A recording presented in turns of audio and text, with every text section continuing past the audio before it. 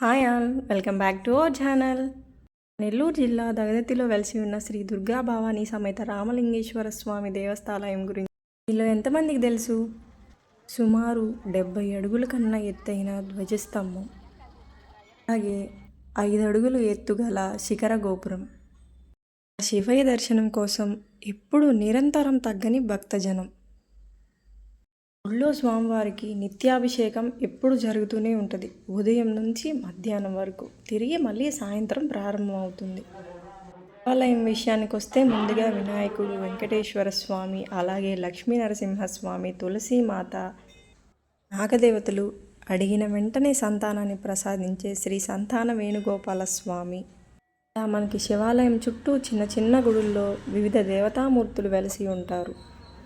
గుళ్ళో ప్రత్యేకంగా చెప్పాలంటే సంవత్సరంలో 365 రోజులు కూడా ఏదో ఒక హోమం, ఏదో ఒక పూజా కార్యక్రమం జరుగుతూనే ఉంటుంది. ప్రతిరోజు ఒక ప్రత్యేక పూజ నిర్వహిస్తారు. ప్రతిరోజు ఒక పర్వదినంగా భావిస్తారు. బావిలో నీళ్లు తోడుకొని స్వయంగా మన చేతులతో మనమే ఆ స్వామివారికి అభిషేకం చేసుకునే భాగ్యం కూడా మనకి గుళ్ళో దక్కుతుంది. అసలు దర్శనం ఇంకా శివయ్య విషయానికి వస్తే, ఆ రుద్రాభిషేకం జరిగేటప్పుడు మన 2 కళ్ళు సరిపోవేమో అన్నంత కనుల విందుగా ఉంటుంది. అభిషేకం అనంతరం స్వామివారికి హారతులు ఇస్తుంటే ఇది కదా జన్మధన్యం అనిపిస్తుంది. స్వామివారి కుడివైపున అమ్మవారు, కనిపిస్తున్నదే శ్రీచక్రం. ఎల్లప్పుడూ కుంకుమార్చన జరుగుతూనే ఉంటుంది. ఇంకా ఎదురుగా నందీశ్వరుడు. భక్తులు తమ కోరికలని నందీశ్వరుడు ద్వారా స్వామివారికి తెలియజేస్తారు. ఈ కార్తీక మాసం మొత్తం కూడా అయ్యప్ప స్వామికి ప్రత్యేక పూజలు నిర్వహిస్తారు.